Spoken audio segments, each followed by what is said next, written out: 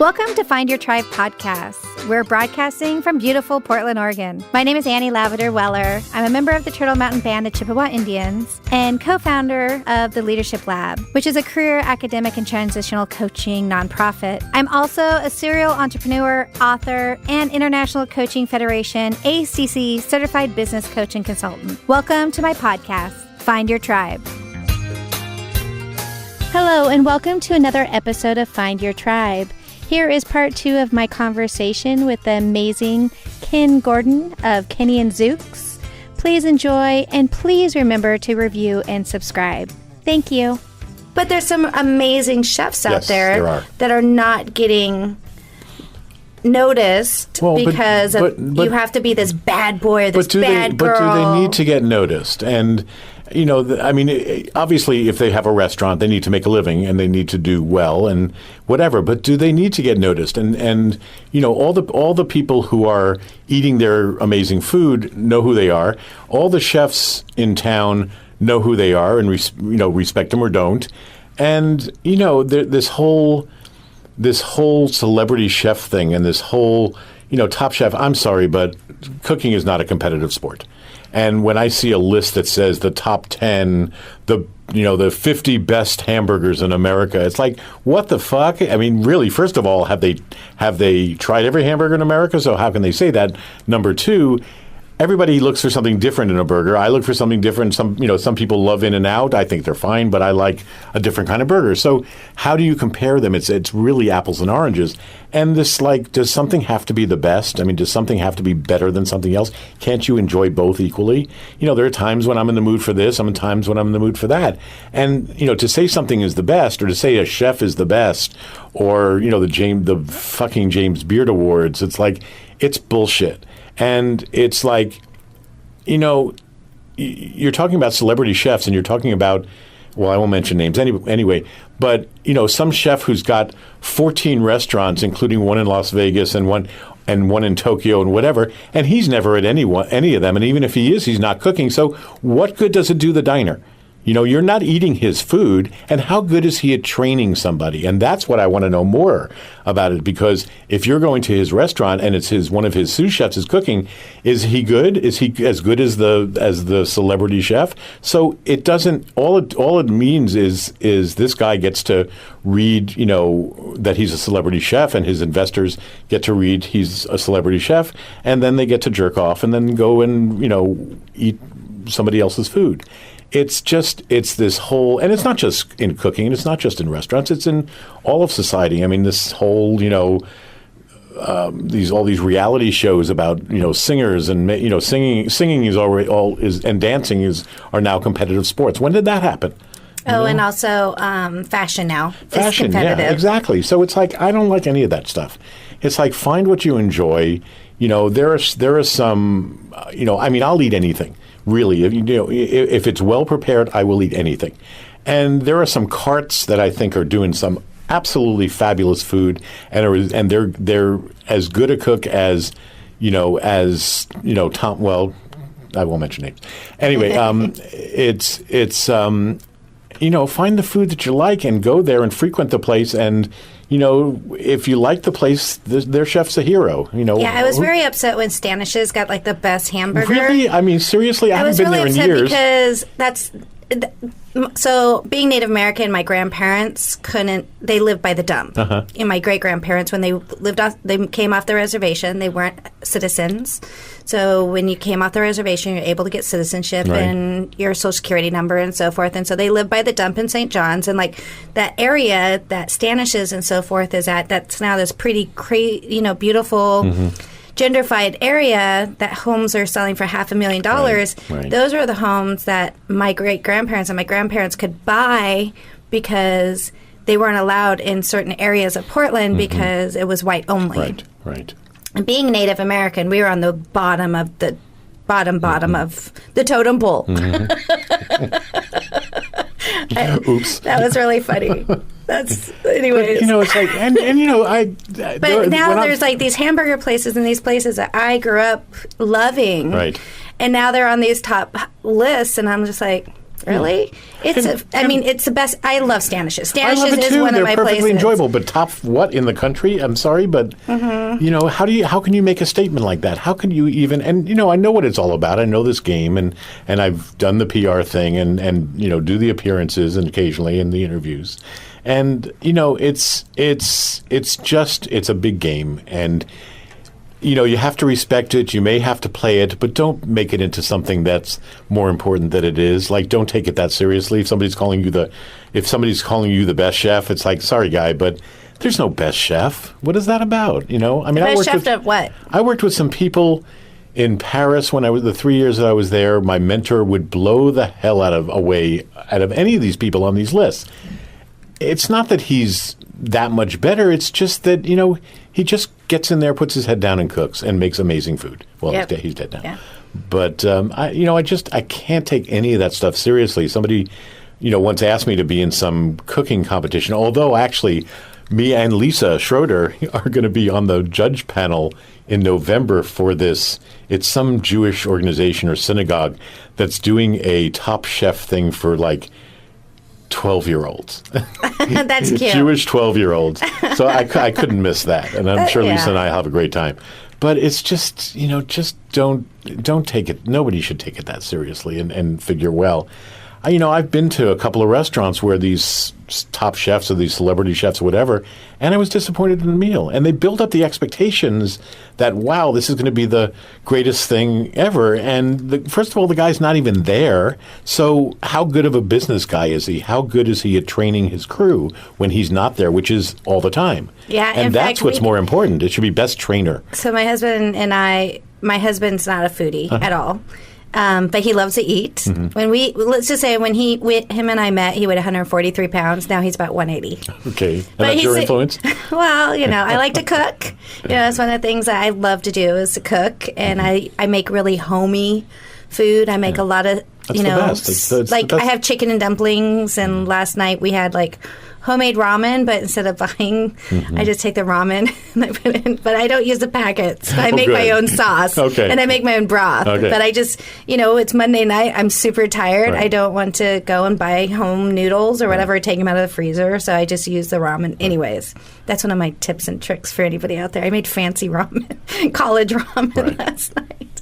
But we went to one of the Top Chef's restaurants, and it was our anniversary.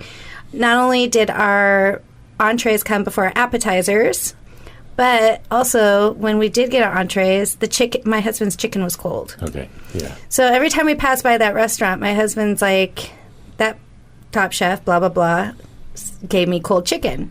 And it's just like... Oops. But we've been there twice before, and still the food is not and I've been $100+ food that we... And I've been to a lot of really highly rated restaurants, and and some in Portland and stuff like that. And it's some of them live up to it, and some of them are just, God, there's 19 people touching my plate, and there's all these little pointillistic dots on the plate, and there's foam. God, when is that going to be over? And I can't believe it's not dead. I think it is in most cities. Portland's always a few years behind. But, I was at some, again, no names to be mentioned, but I was at some restaurant that did a Spanish dish, and it was prawns, and the prawns were actually pretty good. And it was a garlic foam that they put on it. And I'm looking at this stuff. First of all, it looked like something that I won't even mention even on a podcast. But it was so subtle that it had absolutely no fucking flavor. And certainly not anywhere near the flavor of real garlic. And it's like, okay, if you're going to try to improve something, I'm okay with that. But if you're doing it just because you read about it in a magazine or somebody in Spain is doing it and you want to copy that, it's like it didn't help the dish at all, and in fact it hurt it. And I've my thing with, and you mentioned kind of comfort food and home style, it's like that's obviously that's the stuff that really tastes the best. And when I go to a nice restaurant, it's like fine dining that's doing all of this stuff. My question is, yeah, it's pretty. Yeah, they used absolutely fabulous ingredients, but has a taste. And if it doesn't taste for me is 98% of it. I do care about the service, but basically if it tastes good enough, the server can spill the soup on my lap. I don't give a shit. It's like if it really tastes good, I'm going back there. And that to me is test number 1 through 12. And then if it looks great and if it's, got some kind of pedigree, that's a plus. Mm-hmm. But if it doesn't taste really wonderful, and we went to this 8-course tasting dinner for our anniversary a few years ago, and it's like we had 8 courses, and I can't remember one of them because none of them tasted terrific. And I remember meals I ate when I was 7, and that were just delicious. And have you tried Ryan's new place, Ryan Fox? I know. Well, it's right across the street from my house. What's the name of it? That's why I'm racking my brain. Ned. It's not Ned Ludd. No. But is Ned something else?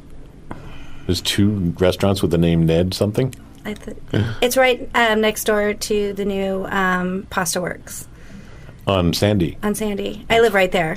I'm very lucky. I haven't been there. But best Filet-O-Fish I've ever had. Oh, cool. Shout out. Okay. Like, he made... Okay. I mean, I know him. Why can't I think of the name? Sorry, I'll put it in the show notes, everybody. Yeah. The place we're really liking right now actually is... Have you been to Duck House? Mm-mm. Duck House is the best Chinese food in town. And it's over at like 1900-something Southwest 5th by PSU. And their specialty is Peking duck, and you got to order it ahead. And it's good, but... They do soup dumplings, which I would kill somebody for. Are they open on Christmas? Because we always go to the Ho-Hos. Who's going to feed the Jews? Of course they must be. We always are at the Ho-Hos. Okay. It's better than Ho-Hos. Come on. But their dumplings are fabulous. Everything we've tasted there, we've been like 3 times in the last month, and everything we've had is fabulous. Also, Hat Yai, I'm not sure how to pronounce it. I'm not Thai. But the owner of Padi... and opened a little place, and it's is really it the simple. right next door to Podna's? No. It's next door to Podna's over on the barbecue place over on the barbecue Killingsworth place. and 16th. Okay. And it's small menu, nothing much in atmosphere. It's Thai street food, and they do a Thai fried chicken that's out of this world, and then they do this like kind of they call it a kit or something, and it's like a leg and thigh of the chicken and this bowl of this Malaysian curry sauce that I want to take a bath in. It's the most delicious thing. And a roti bread and sticky rice for like $12. You know, when you say that, like when I eat really good food, I always kiss my husband, and he's like, "I have my mouth full. Why are you kissing me?" I go, "Because it's so good. I got to do something." That's kind of gross. Well, Don't you just like when you eat something amazing and you're sitting next to somebody, you're like, "Oh my God, this is so amazing! Yeah. Kiss me." I don't know. I did. There used to be the French restaurant, and it was one of the first fancy French restaurants I've ever been to, and it was in Cottage Grove. Huh. I want to say it was called the White House or something like that, but this was a long time ago, and I had a lot of wine, and I asked the chef to come out, and I kissed him right on the lips. And was the food that good, or was it the effect of the wine? It was that good, and the wine helped a little bit for me to, Yeah.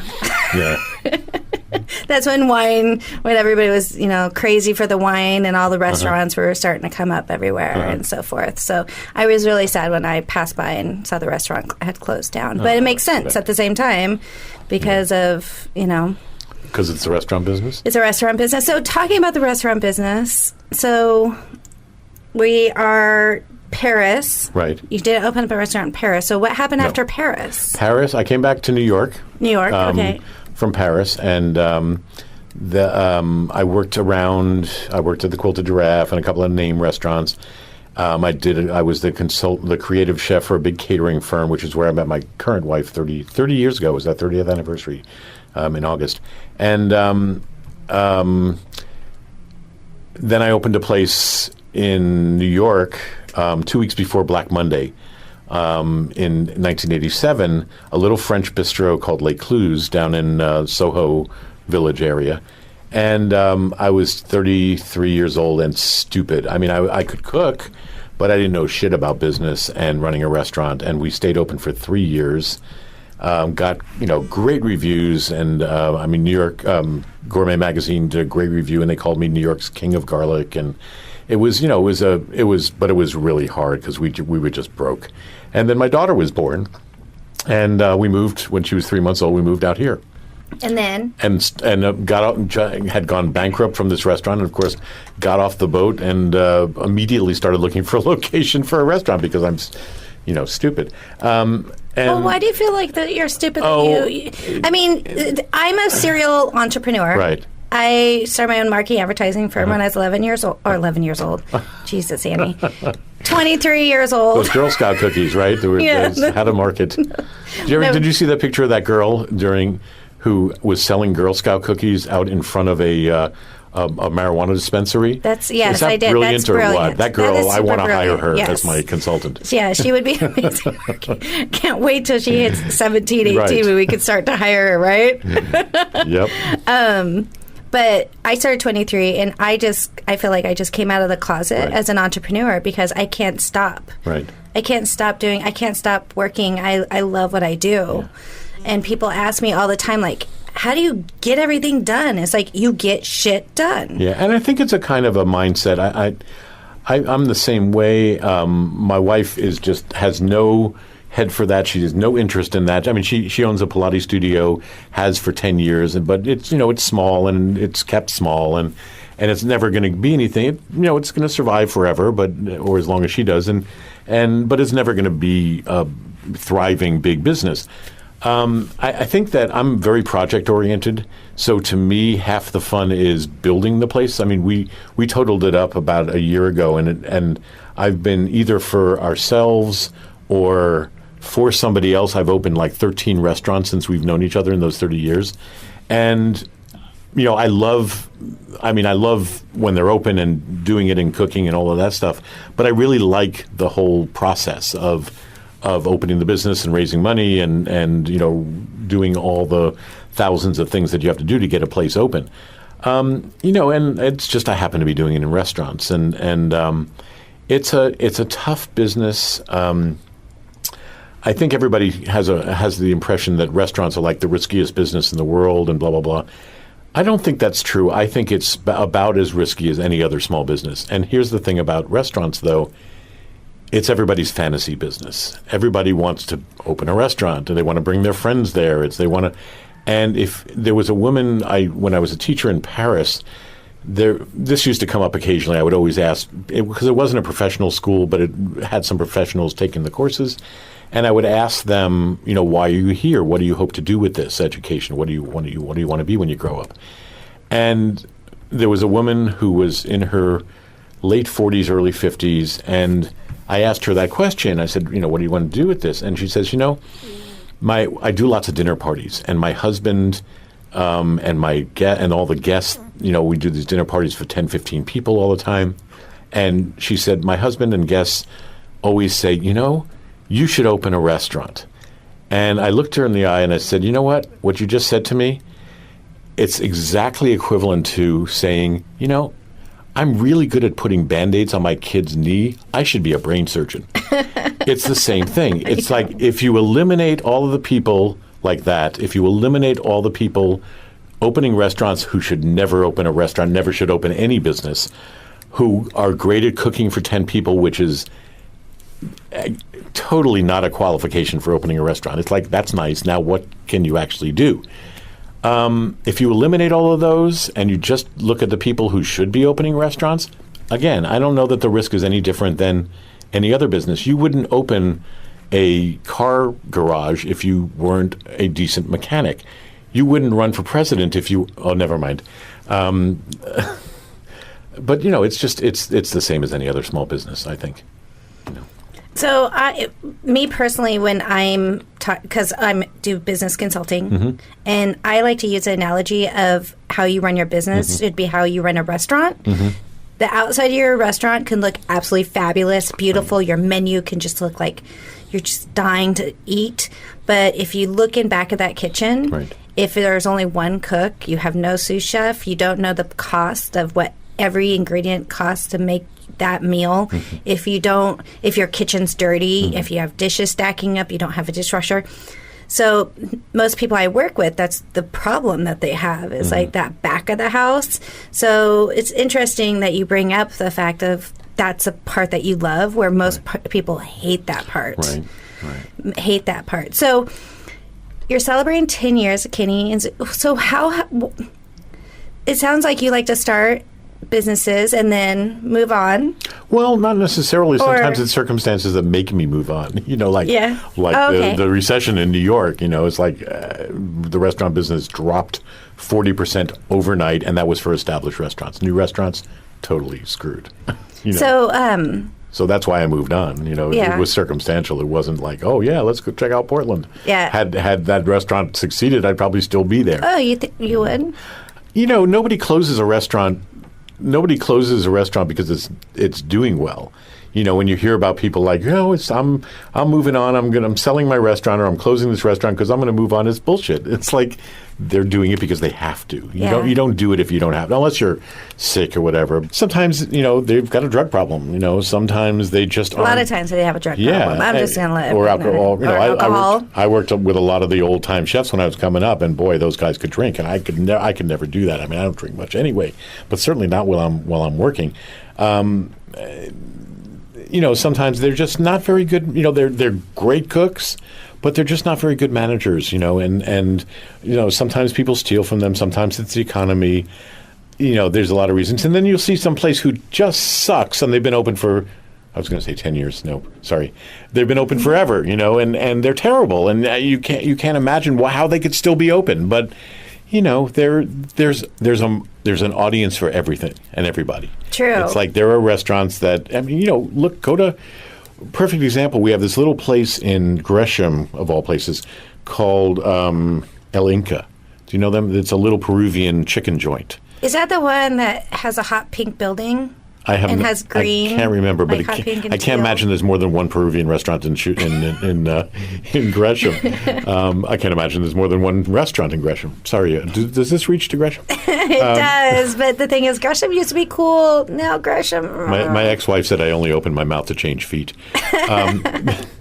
And I take pride in that. But there's this place, and it's in some little strip mall. Fabulous food. They've got rotisserie chicken, and they've got, all these side dishes and all these traditional Peruvian things, and it's wonderful. And right down the block, and there, you go there on a Friday evening, and there's a few people in there, and not many. They're not packed. And you go down the block, and there's what's that horrible steak chain? Outback? Yeah, one of those. Maybe Outback, I hate to say it, but I kind of like the Outback. You could not. You like it? You couldn't pay me to eat there. But it's packed, and there's a line out the door. Oh, Outback, yeah. I guess seriously? So. I like Outback for lunch. I like their salad because they give you, I like a lot of stuff on my salad. Okay. And so they put the cucumbers and the tomatoes, and it's a real salad. Okay. Where you go to some places, you're probably the only person who ever said that I go to Outback for the salad. My husband makes fun of me all the time about Outback. Every time we pass by, he's like, "There's an Outback." I'm like, "We can stop and get a salad." I mean, Olive Garden. People go there. No. People go there and they eat there. Lots of people. And sorry, it's garbage. It's garbage. Red Robin. Oh God, all the everybody places. always wants to go to Red Robin. These places are just terrible. And you spend the exact same money as you would if you went to a restaurant that is a one-off. Not much difference. There's not much difference. Yeah, we can drop easily, my husband and I, if you get 2 drinks and a meal and an entree, you can definitely easily spend $50 to $75 on 2 people. Where? At Red Robin. Really? I think you could buy a franchise for that at Red Robin.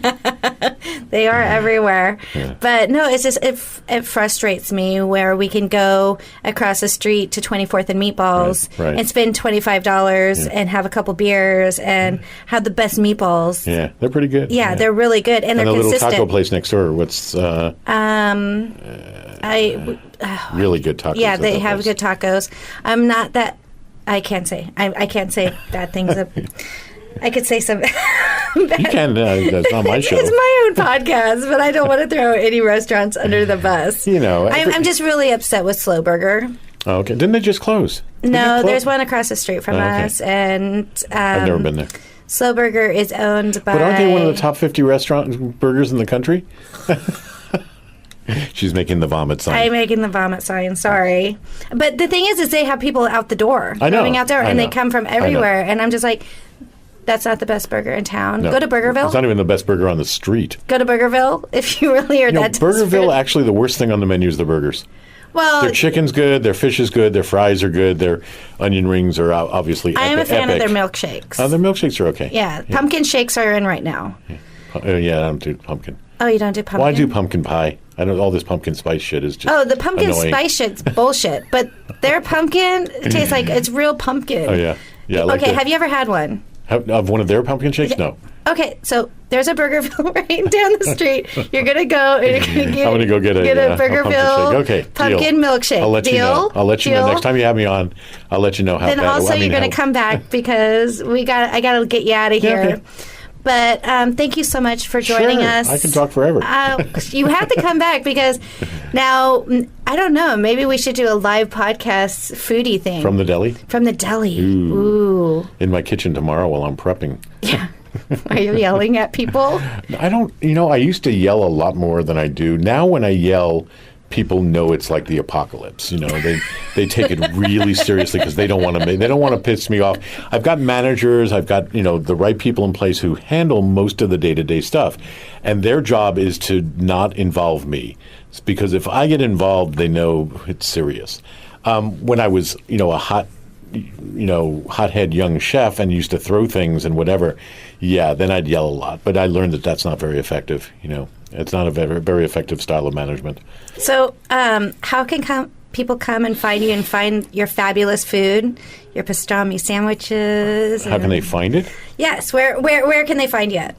Where, me personally, or my business? Whichever one you want. Do you want people well, to I'm mostly find downtown, but no. Well, they'd have to come in at 4 a.m. That's when I get in. Well, we're downtown, Kenny and Zeus. Most people know. I'm always amazed when I meet somebody who doesn't know. But those same people don't know there's climate change.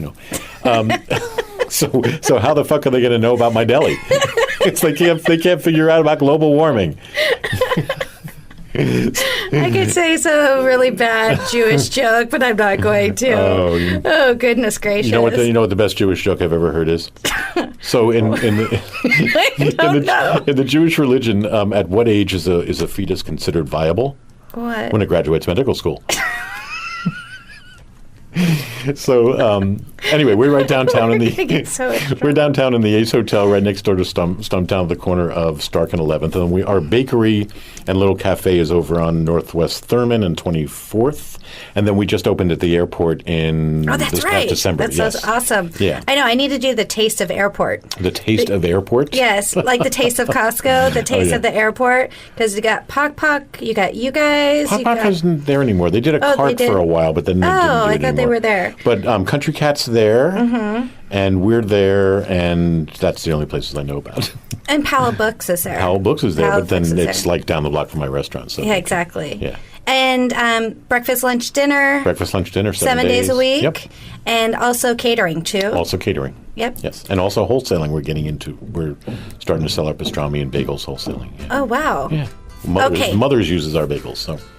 Okay, I got to get you out of here. Okay. You're going to get in trouble. No problem. Thank you so much for joining us today. You're welcome. This is Annie and Ken. Find your tribe. See y'all later.